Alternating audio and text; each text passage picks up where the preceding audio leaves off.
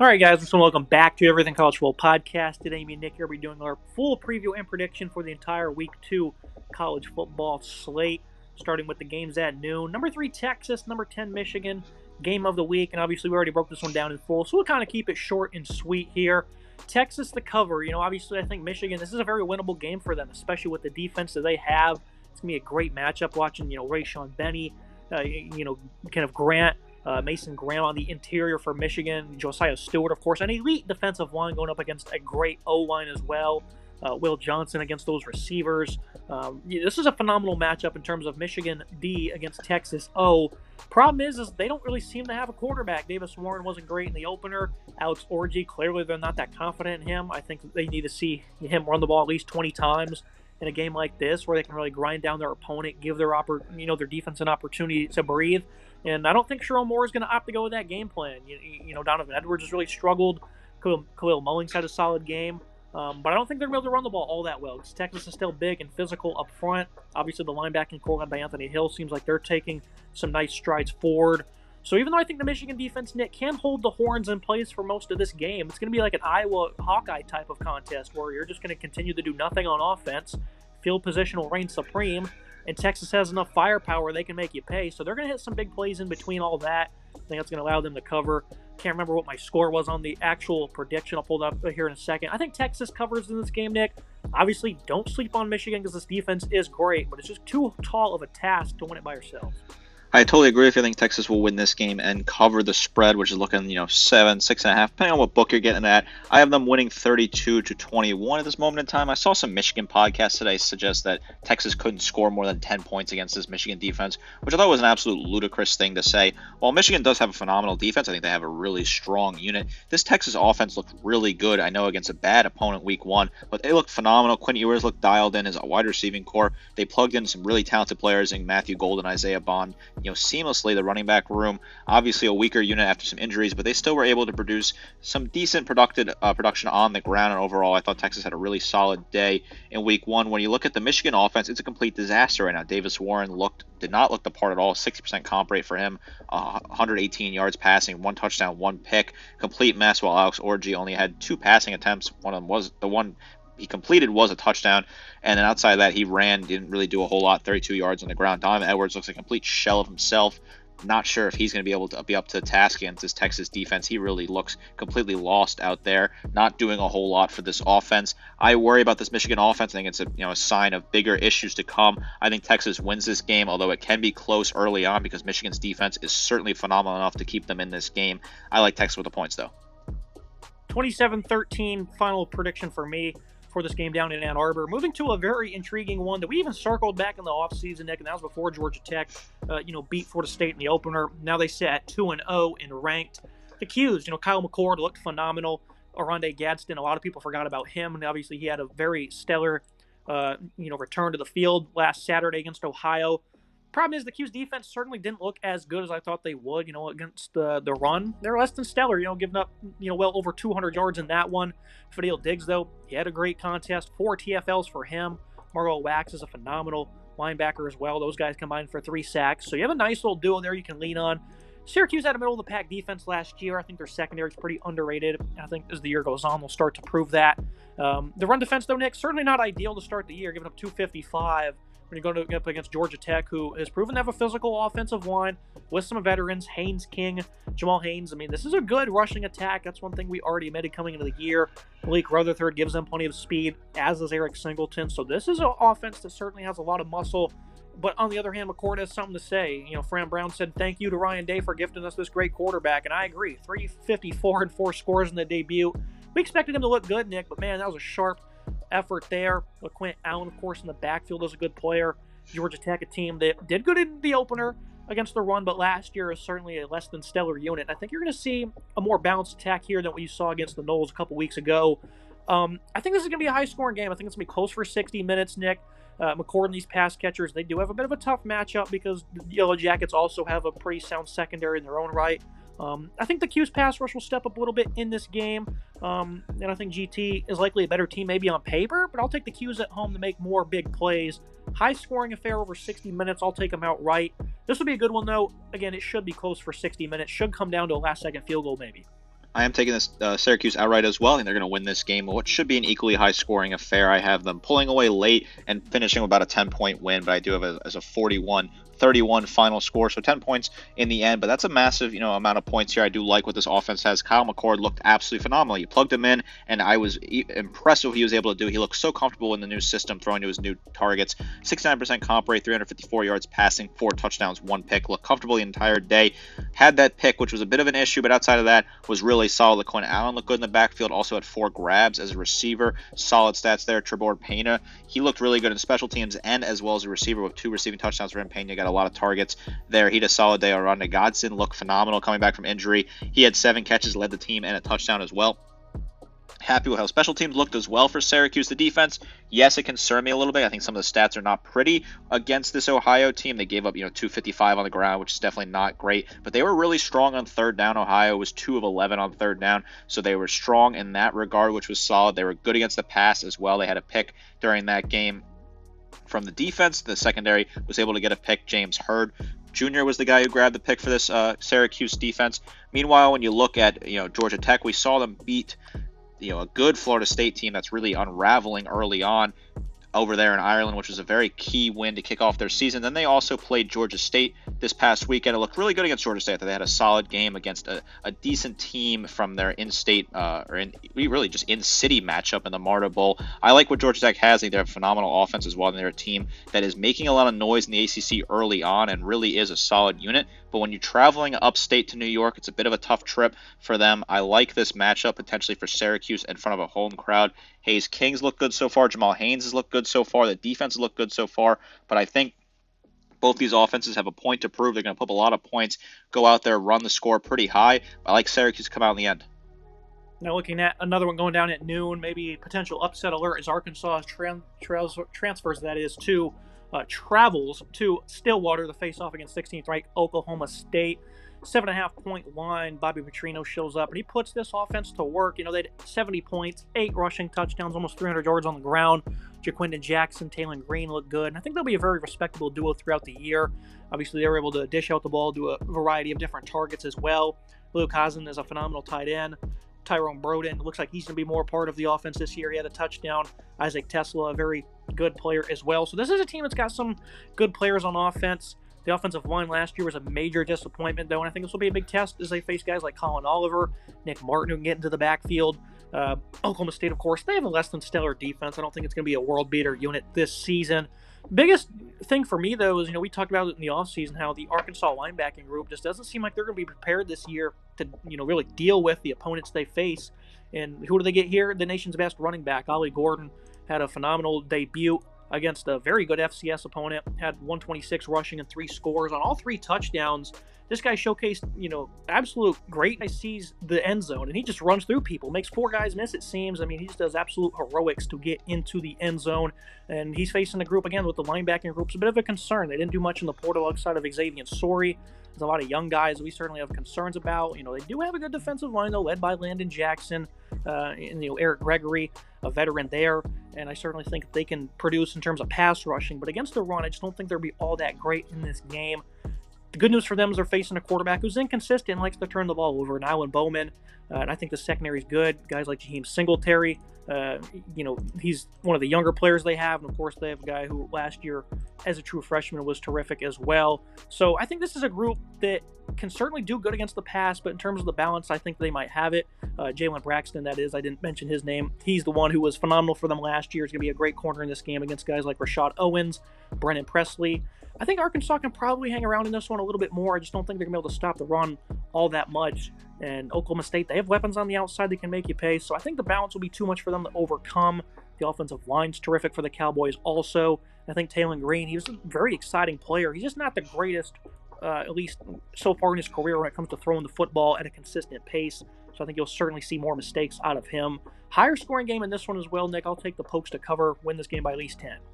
I think the Pokes cover win this game by a healthy margin. They're going to run the score up at but nothing crazy, maybe 20 to 24 points. I think they're going to win this game by. I do like them to be a much better team than Arkansas playing on home soil, although I was impressed with how Arkansas's offense looked against their lowly opponents. I thought Talon Green was really solid on the ground, obviously with the 2 rushing touchdowns, 88 yards total. I think Green has a recipe for success as a runner. He was solid passing, 69% comp rate and 2 touchdowns. I wonder what it's going to look like against a tougher defense, certainly, but I do think there are positives for Talon Green, and this could look better as the season goes on. Jaquinda Jackson, I thought was really solid as well for this Arkansas offense. Some nice pass catchers who caught passes in this game.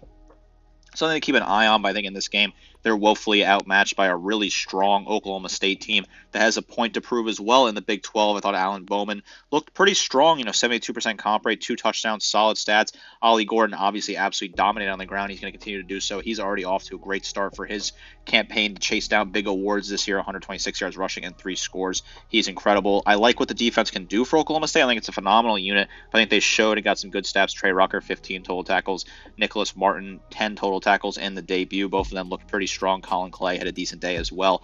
I like Oklahoma State in this one. I think this is an easy matchup for them. Arkansas has to make the travel out here. This is a good Big 12 team against a bad SEC team, and I like what Oklahoma State has. I think their offense is balanced enough to really run away with this one. I thought their pass catchers looked good early on, and I like this matchup advantage for them across the board. Now looking at maybe a potential trap game here, Kansas State travels to Tulane, 9.5-point line. This is a Green Wave run defense that has been really good, at least the last couple years under Willie Fritz. Last couple games of last year, though, it kind of unraveled a bit, but they still have good players, guys like Tyler Grubbs, Patrick Jenkins. I think these are very solid football players that they can certainly make an impact against. But I think it's going to be a great duo this year in DJ Giddens and Dylan Edwards. Avery Johnson also provides a lot when it comes to running the football. So, that's a lot to deal with for this, defense. And it's going to be interesting to see how they deal with it because they don't have, even though they do return some of those veterans I alluded to, it's still not the healthiest of units compared to how it had been in the couple years prior. Kansas State, though, a lot of speed there. That's really where they win. It's just an offensive line that's physical in their ability. They're on the ball. So we're going to find out what Kansas State's really made of because we certainly have questions about their O-line, but they had, 10 yards per carry almost, 283 in their opener against UT Martin. So I think this is an offense that is very good. Johnson's still a very young player, though, so he might make some mistakes in this one. Tulane, though, Nick, this is the team I picked to represent the group of 5 in the college football playoffs. I think they're going to win their conference, and this would be a great start if they can pull an upset here. Darian Mensah ends up getting to start at quarterback, 205 yards and only 10 completions. That's great. I think they're very deep in their supporting cast. Guys like Mario Williams, Alex Ballman, Keith Brown, of course, Mike High. He was a very physical runner as well. I think Tulane's a very underrated team. Can they hang in this one? Absolutely. I'm going to pick them to cover, maybe lose by about 7 points, I guess you could call it. Kansas State, though, a very tough defense, one that we praise for having an incredibly, high upside secondary. So I think they can force this young quarterback and Mensah into some mistakes. But playing at home, I think the Green Wave, they'll make some good plays. They'll have some high momentum opportunities. I'll take them to cover. Which way are you leaning in this game? I can see where you're coming from. I am going to take Kansas State to cover, though. I do feel really good about the Wildcats in this game. You're very high on Tulane, and I certainly respect that. I'm not as high on this team, but I do think they have some upside. I thought Mensah was solid at quarterback, obviously. Only had 12 passing attempts, but 83% comp rate, 2 touchdowns, 205. Solid numbers. Mekhi Hughes looked good on the ground.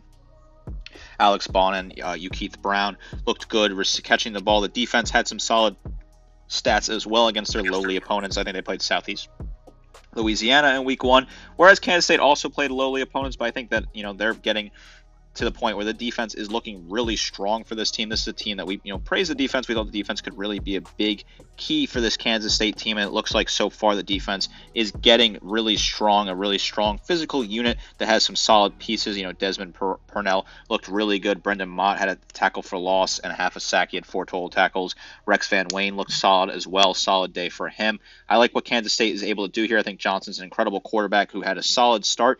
Made a mistake, threw a pick, 66% comp rate, 153 yards passing. DJ Giddens looked solid on the ground. No touchdowns for him, but 9.5 yards per carry. Dylan Edwards looked okay out of the backfield as well. He had a receiving touchdown and a rushing touchdown. Expect him to get a lot of touches in this game. I like Kansas State here. I think this offense is clicking. I think the defense is getting better as time goes on. I think Tulane's a solid team. I just don't know if they have the muscle to upset, a top 25 team, even if it is in New Orleans. I like Kansas State in this one. I like them to cover as well. Very strong team, although Tulane is not a bad team either, playing down there in New Orleans. They did keep it close with Ole Miss in the past on that field. Could be one to keep an eye on. I just don't feel super confident in Tulane right now. I'm going to take Wildcats to cover. Very intriguing matchup there, though, in NOLA. Looking at the mid-afternoon, 3:30 slate, Iowa State taking on Iowa, 2.5-point line in favor of the Hawkeyes, a game that's probably not going to see many points at all. I bet both of these teams that hit their over-win totals this year, Nick, so not really in the market for a loss for me, I guess you could say. But I'm very high on both these teams this year. I think they can certainly accomplish a lot. Iowa, though, they score 40 points in the opener against a no-name opponent, but they never score 40 against anybody, Nick. It doesn't matter who the opponent is, so that's really impressive because they're able to showcase great balance in the second half. K. McNamara had 251 and 3 scores. The rushing attack had 241 and a pair of scores by Caleb Johnson. So that's interesting, and that certainly might mean a little something regardless of who their opponent is, because we've just never, seen this from Iowa. Facing an Iowa State defense will be out their best linebacker, Caleb Bacon, for quite some time as he's having surgery there. This is a defense that I think is very underrated, a lot of experience, and we talked about how these linebackers last year were able to gain experience if they needed to be forced into action. So I think they're quite confident in what guys like Will McLaughlin, Cooper Ebel can do. The secondary, I think, is tremendous. I don't think I was going to be able to throw the ball much. Guys like Bayou Freiler, Jeremiah Cooper, Malik Vernon. I mean, this is a very good secondary they have. They're not going to allow much. The Hawkeyes, though, they're much better on defense. This is a unit we also love, led by an elite linebacker, Jay Higgins. Nick Jackson's tremendous. I like Aaron Graves and Deontay Craig up front. And of course, in the secondary, plenty of guys that you can name. I'll just name Sebastian Castro because I think he's the best slot corner in America. Defensive affair here, Nick. Obviously, we already know how Iowa likes to play football. They like to try and run the ball, drain a little bit of clock. More importantly, just play great defense and win the field position. And even though I think Iowa State, with Rocco Beak, it's a very underrated offense. I like Abu Sama, the veteran offensive line. Jaden Higgins, I think Jalen Knowles, a guy in the slot who can make some good receptions at the sticks that, get you first downs. I'll take Iowa to cover this one, 13-6 type of game. I like both these teams this year, though. Interesting to see how this one plays out, though, and what it means going forward as well, because I'm definitely interested to see if Iowa can keep the momentum on offense for the first time ever. I'm going to take Iowa to cover as well and win this game. The over-under right now is at 35.5. The total, look at that. Certainly, the books know that this is going to be a low-scoring affair. I was impressed with what Iowa's offense was able to do. Obviously, it's weird to say that in a sentence. I feel like I have to pinch myself that I just said that Iowa's offense was impressive, even if it was a poor opponent. Cade McNamara, he looked good, which is, again, a weird thing to say. 67% comp rate, 3 touchdowns, 251 yards passing for him. Caleb Johnson, I think he's the real story. 119 yards rushing, 10.8 yards per carry, and 2 scores. That's the guy you certainly want to highlight, because I don't think McNamara will be able to play like that all season, but I think if Johnson can keep up that clip at running, this will be a very successful Iowa offense. The defense is phenomenal. You read off a bunch of names. All those guys had really solid days. Higgins, 7 total tackles. Nick Jackson, 5 total tackles. Deontay Craig, Brian Allen, 4 total tackles for each of them. Allen had a sack as well. Aaron Graves, 3 tackles for loss, 3 sacks. Looked really good on that defensive line. Sebastian Castro looked good in the slot, 3 total tackles for him. Great numbers from this Iowa defense, as you would expect. I expect them to have another strong day against Iowa State, who did look shaky at time on offense. There was some concerns for that offense. They only scored 21 points against North Dakota, an FCS opponent at home. That's certainly a little bit concerning for me. Further looking at Iowa State, Rocco Beach didn't have an incredible day in terms of putting up, pure yards. He was accurate, which I think is certainly important to keep an eye on as well. 76% comp rate, 267 and 2 touchdowns. I wanted to see more from him in this game. They also didn't run the ball a whole lot compared to what I would hope they would have done. Definitely a little concerned about that. As for the defense, Jontez Williams looked really good for Iowa State, 11 total tackles for him. Beau Freiler as well had 8 total tackles plus a pick that he returned for a touchdown. So solid numbers early on. This Iowa State team I think will be just fine this year, but I think Iowa's too much to handle, especially at home at Kinnick, where the crowd's going to go absolute wild. I like the Hawkeyes in this one to cover what is a low spread at 2.5 right now. Like them to win outright and cover.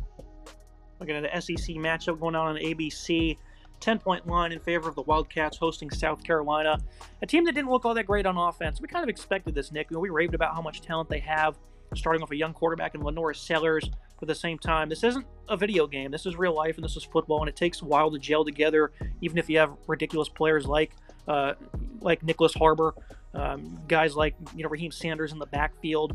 Stellers was not good. 43% comp rate, 114 yards. The run game, it took them 56 carries to hit 170 rushing yards. So wasn't all that great against the opponent they really shouldn't have been this close of a game with. The defense, on the other hand, they played pretty good, but obviously against Old Dominion, you expected that. Georgia Tech transfer Kyle Kennard lit him up. 3.5 TFLs for him. Obviously, 2.5 sacks as well. Tonka Hemingway on the defensive line is a very good player. I like what they have in the secondary. guys like Jalen Kilgore, Nick Warmorty. This is a very good defense, I would say, Nick. Going against Kentucky, who played like 2.5 quarters as that game got canceled due to lightning. Vandergrift looked good, though. 67% comp rate. Had, buck 70, 3 touchdowns. A team that has great receivers, Jamori Macklin, Dane Key, speed player, and Barry and Brown, who can hurt you from anywhere on the field. We already talked about this Kentucky team in the preseason. We don't think the run game will be all that strong, but the offensive line should be good. The passing attack's going to be great. And then more importantly, the defense will be phenomenal, led by guys like Derek Jackson, J.J. Weaver off the edge, and of course, an elite defensive tackle and Deone Walker. Very good defense here. They're incredibly deep on the D-line as well, Nick. I just don't see South Carolina being able to crack this defense after what we saw last week. I think a 24-10 type game is what we're in store for here, because I think Kentucky, they're still trying to build their own offense as well, and 24 might seem like a bit of a low-level score, but I think in terms of this matchup, that's what we're looking for here. So I'm going to take them to win by, pretty handily in this game. They're not going to be in danger one bit, I don't think. I think South Carolina is going to struggle in this game. I think Kentucky does cover. I have a lot of concerns about South Carolina beating Old Dominion at home 23-19 is not a good way to start your season. I'm certainly concerned about that, and I really do have question marks. Lenore Sellers, I got a lot of question marks about him. Obviously, 43% comp rate and 114 yards is not good. Raheem Sanders had 1 rushing touchdown, but only 3.7 yards per carry. Sellers had a rushing touchdown as well, but 3.1 yards per carry for him. A lot of question marks about the offense. I don't really know exactly. I got a lot of South Carolina fans on Twitter were blaming the play calling. I wasn't watching the game super close, so I don't know exactly how bad the play calling was, but it seems to be that the offensive coordinator may be part of the problem here. I don't really know exactly, but like you said, when you play with this team in NCAA, that's a totally different thing when you're playing on a video game. This team is fun to play with in the video game, but that doesn't necessarily translate to real life, and we saw that early on with this team struggling on offense and not really able to do a whole lot. The defense had a decent enough day, but really also did concern me. They gave up 19 points to put themselves in a dogfight. I thought Kennard looked really good. I was happy with him with a 3.5 tackles for loss, 2.5 sacks. I thought Tonka Hemingway looked solid as well. 2 total tackles, 1 sack for him. Getting better. Dylan Stewart, 1.5 total tackles for loss plus a sack, or 1.5 sacks for him. He had 4 total tackles, getting better as the game went on. As for Kentucky, the jury's still out for me with Kentucky, right? They only played just over about half. They canceled that game halfway through the third quarter, so the jury's still out for me. I think that team has a lot to show me as the season goes on. I thought they looked good in what I saw. I was able to watch a fair amount of that game because it was on so late at night, and basically everything else had already ended. So I tuned in before the rain cancellation came when they were up 31-0 to get an eye on this team. I thought Vandergrift looked solid at first, but he kind of trailed off at the end, had that interception, 66% comp rate for him, 3 touchdowns, 169 yards passing. Sumo on the ground, 7.4 yards per carry, 1 score for him. Barry and Brown was Vandergrift's favorite target with 2 total touchdowns for him. The defense, I need to see more of the defense. I know, again, they're playing a weaker team. I thought Jamon Dumas-Johnson looked good in the middle there. He had a pick, 2 total tackles for him. He's going to be a big key for this defense. J.J. Weaver was really solid as well with 3 total tackles, 1 tackle for loss, which was a sack. Solid numbers early on. I do think this is a Kentucky defense that's going to continue to grow as the season goes on, and the offense will continue to grow. I like Kentucky in this one. I have them winning 30-17. I think they're going to cover that spread and feel comfortable. A good start to them in conference, and this is a Kentucky team that I think a lot of people are sleeping on, that if they can figure out the offense to be fully productive with Vandergrift, the defense is going to be very strong. This could be a really solid team coming into October and November. Then looking at Cal and Auburn on ESPN2, 13.5-point line for the home team. Auburn last week, a complete explosion on offense. Peyton Thorne, 322 and 4 scores. Really ran up the score, 73 points there. They had 177 rushing and only 18 attempts. Big play after big play in this one. Plenty of different guys caught passes as well, including Cam Coleman and Perry Thompson. Those two both had big touchdowns. The 2 true freshmen, Malcolm Simmons, another freshman, even ended up leading them with 91 yards. So this is a team that's all of a sudden pretty deep on offense. We talk about, the expectations they have this year, and if Peyton Thorne can be the guy. Strong debut opener for him. On the other side, Cal, their offense really struggled. They had recorded 3 interceptions, really helped set up some short fields. Less than 3 yards per attempt carrying the ball, though. Jaden Ott, did what he could. Did have 2 scores. Throwing the ball, Mendoza wasn't all that great, only $179. Less than 300 yards for them against UC Davis, with a makeshift offensive line going up against a team that has phenomenal players up front. Jalen McLeod, Kendrick Falk, Malik Blockton, the true freshman, even got on the field. This is a team that's got a lot of good talent, Nick. They're pretty deep up front, like what they have at linebacker as well, led by Fanaje Gute. I think this is going to be a massive blowout, Nick. I think Auburn's just going to run right through them. Cal, I think Justin Wilcox, good defensive coach. I just don't think they'll be able to put it together this year. Had a good opener. Overall, though, they've been horrid against the pass the last couple of years. They have guys like Xavier Carlton up front who can help slow down the run. Ricky Carrera, another veteran. I think they can do solid against the run, but I think overall they're just going to get absolutely ran through. Jade Knott, obviously a tremendous player. Fernando Mendoza, I think he's got good upside at quarterback. Just don't think they have the overall speed on offense to keep up in this one. 45-14, massive victory for Auburn Neck. I think the defense will be too much. The O will showcase good balance, and they'll continue the explosive plays. Tigers, big for me. Are you feeling that? Or are you thinking Cal can come in here and keep it close? Yeah, I'm feeling that. I think this is a tough ask for Cal traveling to SEC country. This game was close last year up in Northern California, but this is a totally different team that Auburn has this year. I have them winning about 38-14, so a similar vibe too. I think they're going to be able to run all over this. This offense looked phenomenal. I know they played Alabama A&M, which really is not an opponent to even really worry about. They absolutely ran up the score against them, which was slightly unnecessary, scoring 73 points. But I thought Thorne looked solid. How is he going to look against a better defense? That's certainly the key. But Thorne, 322 and 4 touchdowns. I'm worried about those, talented freshman wide receiver from another SEC fan, Perry Thompson, Cam Coleman. They looked really good. They both had those receiving touchdowns. Keandre Lambert-Smith had 2 touchdowns to transfer. He looks like he's plugging in perfectly. Sam Jackson had a touchdown as well. A guy further down the depth chart who's hoping to get involved and be a big impact.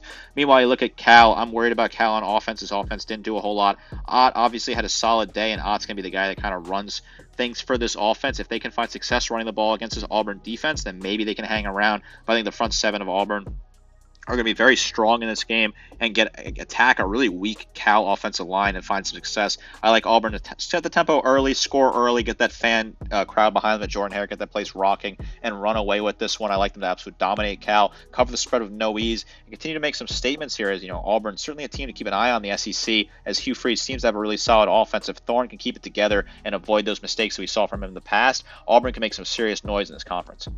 Now looking at a pretty interesting nightcap, starting off a ranked game in Charlotte, Tennessee, and NC State. Another one we broke down in full, so we'll kind of keep it short and sweet. Nico Lamaliva, a guy I absolutely love. I think he's going to be a superstar. Will he see some variations from Gibson's defense, where his youth might get exposed? I think that's the biggest question, is him against Tony Gibson. For Tennessee, they start with the run game, and if they can get it going, which will be hard against this defense led by phenomenal defensive end Davin Vann, then they can certainly stretch them out, run between the tackles, and at that point you might see more aggression from the Wolfpack, and that could lead to favorable matchups. A team that does a great job of forcing a lot of turnovers, though, if they can create short fields for them. For the Wolfpack, the offense, they need to see Grayson McCall's legs get involved to try and slow down James Pierce and what is a really good Tennessee defensive line. It's pretty complete. Very competitive matchup between him and Anthony Belton on the left side, though. I think that'll be a fun one to watch for the Scouts. They have a good supporting cast, though. After some great work in the portal, Noah Rogers, I think he's going to be a good player for them. Justin Jolly had a very good debut from UConn. Jordan Waters as well.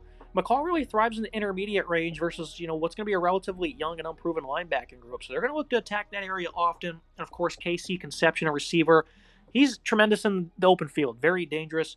He's going to hog touches in this ball game. A player like that can keep this one close.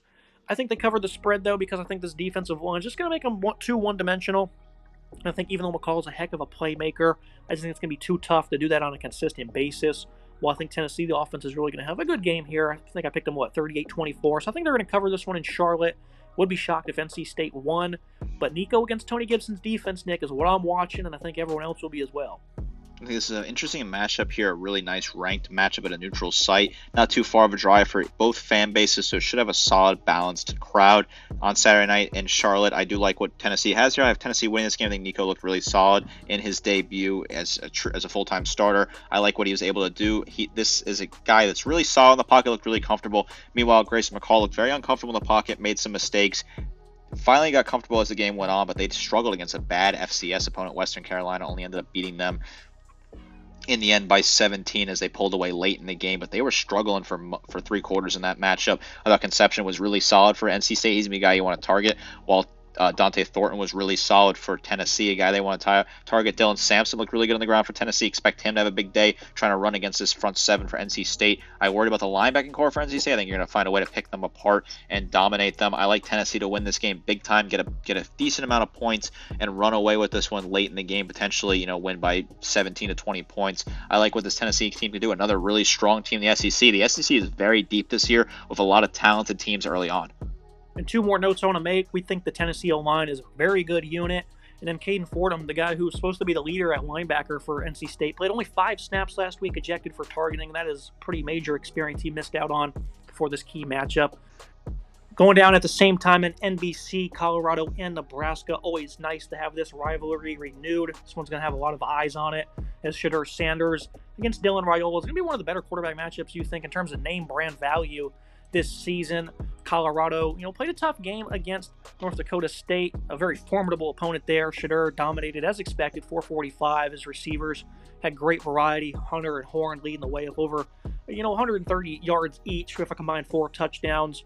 Run game, though, wasn't much better in terms of allowing pressure. The offensive line was a tad bit better, but Shedeur also did a lot of heroics in that one in terms of just timing of his pass catchers against a secondary that left him wide open for the most part. You're not going to be seeing that here, though, Nick. It's going to be a defensive line led by a lot of strength on the interior. Ty Robinson, Nash Hutchmacher, Jamari Butler's a really good player. And then in the secondary, it's going to be a much tighter unit, looking to get payback after playing quite well in this game last year. Before late in the contest, things started to get away from them as the offense could not produce. And morale, I think, just shifted down on the Cornhuskers. Tony White's a really good coordinator, though. He's got guys like Tommy Hill, Marquise Buford in the back end. I love Isaac Gifford. These are very good ball players here. They want to earn a lot of, this is an opportunity to earn a lot of shine here in this ball game. On the other side, Colorado, I thought their defensive line, that's also been highly reconstructed, played pretty well against the team that prides themselves on being able to run the football. I think an offensive line for Nebraska has a lot of veterans. They've been poor in the past themselves. Matt Rule certainly is putting his touch on things, though. Chidozie Nwankwo, B.J. Green, Levante Bentley at linebacker, Devon Hayes. These guys can all get into the backfield, so I think this will be a fun matchup. It'll be a great test to see if they can, showcase that same consistency against the run 2 weeks in a row. The secondary, though, Nick, was poor against the Bison. We thought they would play quite well, and they have good players. Of course, Hunter is phenomenal. Shiloh Sanders is a good player for them. Preston Hodge, a couple of transfers there. They're certainly going to lead to improvements. But overall, just too much free space is still allowed. Raiola only playing his second career game. Has great pass catchers, though. Jamal Banks, Isaiah Neor, 2 phenomenal transfers. Didn't see much Jalen Lloyd in the opener. He's got great speed and downfield playability. Malachi Coleman as well. I think Nebraska's going to cover this game playing in front of their home crowd in this type of marquee matchup. That's what, this fan base has really deserved, Nick, and they've wanted for a long time. It's been a while since we've seen one of these in Lincoln. They're going to take advantage of it. Rule's going to win this one. I wouldn't call it big. I think I picked them by 10 to 14 points. It's not going to be a major blowout. I think the opportunity is there. Nebraska will win this football game, though. I think the opportunity is there for a blowout. This is a huge rivalry game here. These two schools hate each other. Lincoln, this fan base, the Nebraska fan base, when they're turned on, when they're all the way amped, they're one of the toughest places to play in that stadium. That place can be absolutely rocking Saturday night. And I don't blame them. They have a fantastic offense with Dylan Raiola leading the way, who looked really comfortable.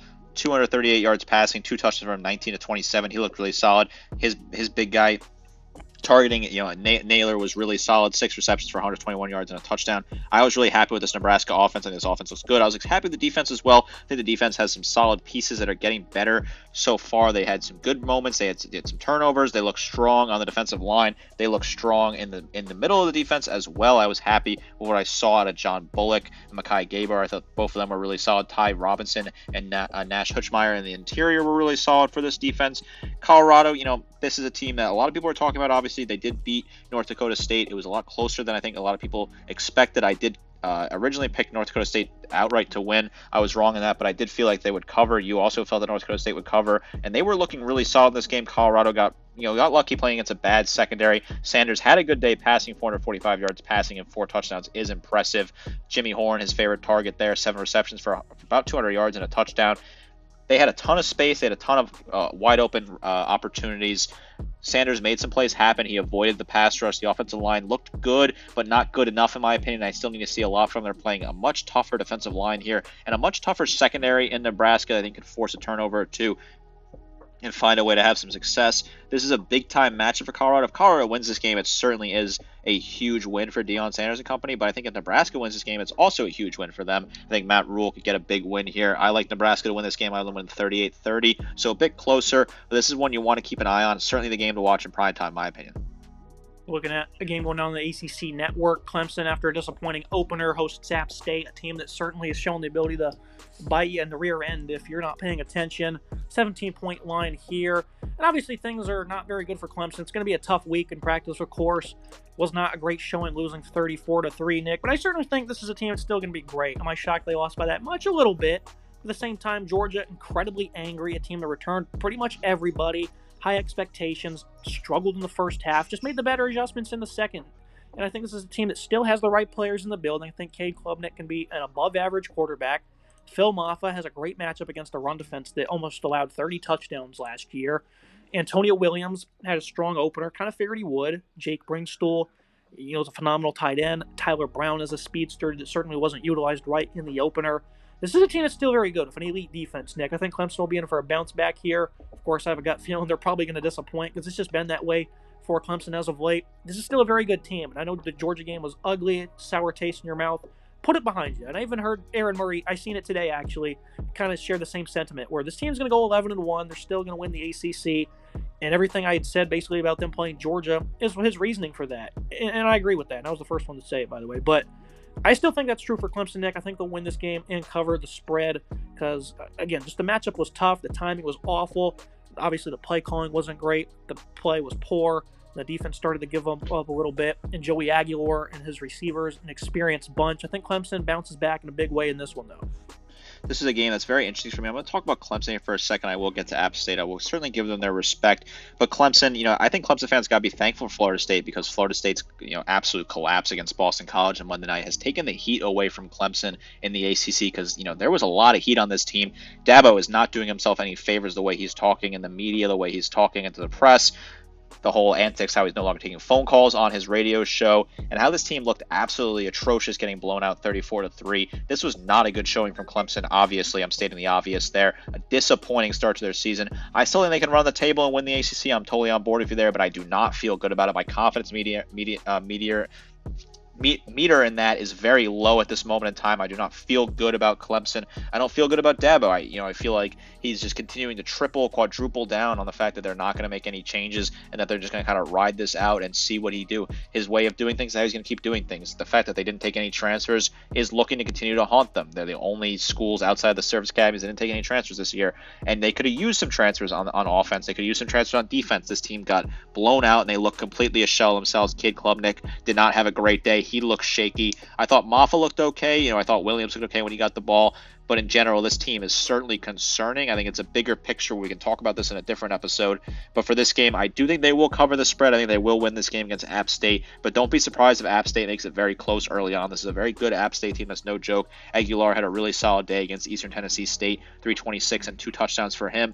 He has some nice targets. He's kind of getting comfortable in there. This is an App State team that's been known to upset big teams in the past, also hang around with big teams in the past as well. Don't be surprised if they keep this close at halftime, but Clemson pulls away late, although you and I certainly got to do a video breaking down Clemson, talking about what is going on down there, because there's certainly a ton of question marks in Death Valley, in my opinion. Now looking at another team going on the road against a ranked opponent that has, had the same thing happen to them in the past where they can compete against anybody. At least that's been the, over the last 10 to 20 years, kind of the notion of that program. Being Boise State, 19.5-point dogs. Phenomenal win on the road against Georgia Southern where they put up almost 60 points. Ashton Gianti, 267 and 6 touchdowns rushing. That's absurd. And they ended up as a team with 371 and 7 scores. And they're going up against the team in Oregon. I don't know what they were doing against Idaho because this is a team, Jordan James probably should have got more touches. I absolutely love him. 49 attempts for Dylan Gabriel, completed 84 of them, or 84% of them for 380 yards and 2 touchdowns. A team that I don't know why they didn't win by more in this one. I really didn't start watching until the second half. Tez Johnson, Terry Ferguson, great weapons there. Evan Stewart didn't do much in the season opener. A team that's incredibly stout on the offensive line. The D-line saw some of the younger and / newer guys like Derek Harmon, Mateo Uyungale get involved. I think this is a team that's very sound in all regards, a team that's being picked to win the national championship, and I think this is a great bounce-back opportunity against the defense in Boise State that they weren't really all that good themselves. Looked like they were just going to run away with this one. Ended up covering, winning by 11. 461 they allowed, got throttled through the air. They were on the field for almost 90 plays. 19 and a half. It's a lot of points, though. I can't really pinpoint an exact reason why. I just think Jancy's a good player. And I think, Maddox Madsen, a guy that they really like at quarterback. I think they can make enough plays to keep this one close. The defense, though, after last week, kind of abysmal. Same thing goes for Oregon's offense, though. They certainly didn't capitalize on all the opportunities they had in front of them. I don't really like the pick, Nick, because I think this can be like a 49-20 type game. But I'm going to go ahead and take Boise State to cover just slightly. I think losing by 17 is a pretty good prediction, I guess you could say. I think a blowout opportunity written all over this one, but this was a trendy team to represent the G5 in the college football playoff, and I think if you want that to be true, you're going to have to show it at some point, and I think a good 2.5 quarters of ball can certainly help them in that regard, and I think that's what we'll see out of them. At least, 2+ quarters of sound ball to keep this one close. I think this is going to be a closer shootout type game. I have, both teams putting up at least 40 points. I think, Oregon will win by, 8 to 15 points in the end. But I think it's going to be a shootout. I think both teams will put up 40 points in this one. We saw Boise State be involved in the shoot against Georgia Southern.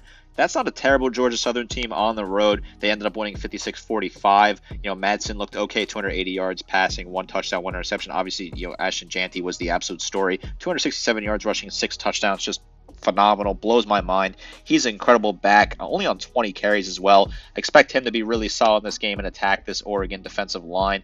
I don't know how on earth this game was a 24-14 game against Idaho, because the box score makes no sense when you look at it. This was an absolute weird game. Dylan Gabriel, 41 of 49 for 380 and 2 touchdowns, and somehow they only scored 24 points. Just a lot of weird miscues in the red zone, some just weird things happening. Meanwhile, the quarterback for Idaho was 11 of 25 for 168, 1 touchdown, 1 interception, and somehow they were a one-score game in the fourth quarter. At one point, this game was 14-17 in the fourth quarter. Just a very bizarre game. I really can't explain it all. I don't know how this happened. Doesn't make any sense. Is it a sign of bigger issues for Oregon, or was just a weird fluke? Going to be hard to tell. Obviously, this week will go a long way in telling us if this is a bigger situation. If Boise State keeps this super close, that may be a sign of bigger issues for the Ducks. If the Ducks beat the brakes off them, then write the Idaho game out as a one-off, just call it what it was, and move on from there. This is a matchup that's certainly worth watching late night on the East Coast. Certainly, take a tune in on this one, because Boise State are a really good G5 team, while Oregon was a lot of people's team to go very far in the playoff, and that offense was just not looking good in the red zone, despite looking really good on paper. They did not pass the eye test, despite the stats being phenomenal. Certainly a lot of question marks on this one. I'm keeping my eye on it. I do like Boise State to cover, and I feel pretty good about that. Yeah, that's going to be it for today's episode. As always, Nick, appreciate you joining me. You're taking the over in that one by a large margin, 61.5. I think it clears as well, but I don't think we're going to see 80-plus points like you're projecting. But who knows? I think Oregon can definitely win this game 45-7 even. So this is one of the tougher games, I think, of the week to predict. This one going down on Peacock on 10 o'clock Eastern time. Pretty interesting slate, Nick. Obviously not the deepest of games, but I think the games we've all broke down, I'm pretty confident in these, and I'll watch probably every single one of these ones. So even though people might bash the slate, which I haven't seen that yet, but I feel like some people probably think this is one of the weaker slates. Very good one, I think, for week 2. A lot of intrigue here. As always, Nick, appreciate joining me. Final thoughts. Yeah, a lot to like about the slate, and there's some interesting matchups here, some other games that we didn't highlight. Houston and Oklahoma battling it out in the evening there. What will that game look like? Can Oklahoma run the score up in that one? They did in their week 1 game against Temple. Alabama playing USF last year. USF hung in there with Alabama, gave them an absolute scare. Now they return to Bryant-Denny. Can Alabama put up a ton of points? They put up 63 against Western Kentucky last week at Kalen DeBoer's debut, and I was really pleased with how that team looked. Baylor and Utah is a matchup. Certainly keep an eye on Fox as well. Utah's a 15-point favorite. I like them in that one. I don't think Baylor's very good, but that's an early contest in the Big 12 you might want to take a look at. And then on one of the later games on the nightcap, USC, who's coming off a big energy win against LSU, playing a decent G5 team at Utah State. What can they look like? The spread's 28.5 in that one. I like Miller, Moss, and company to run the score up on that one. Big Ten Network late night, certainly worth tuning in after you finish up the games on Peacock. A very strong slate of interesting matchups, in my opinion. I like this week 2 slate. I'm excited for it. Make sure to like, comment, subscribe. See you next time.